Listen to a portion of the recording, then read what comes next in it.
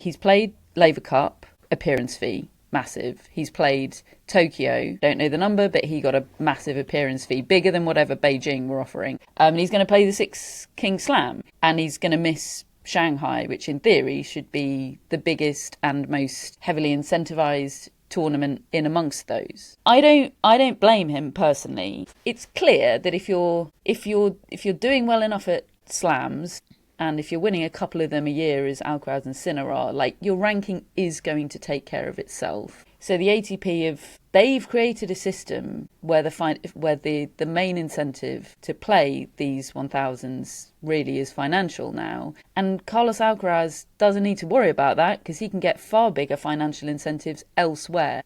And I don't blame him, because I think these 2-week-long 1000s are an absolute disaster. And he's kind of going like, okay, if those are the rules of the game, I'm going to play by those rules and do it this way. I think this is a symptom of a really broken system, actually. I think you're right. I don't know what you think. These players get too big for the tour now. And unless the tour can make itself sensible to them, we're gonna have a lot more of this. It's not like there are more matches necessarily than there used to be, but it's the feeling, I think, of constantly being on tour. You used to be able to, if you went deep in every tournament, you would still have off weeks.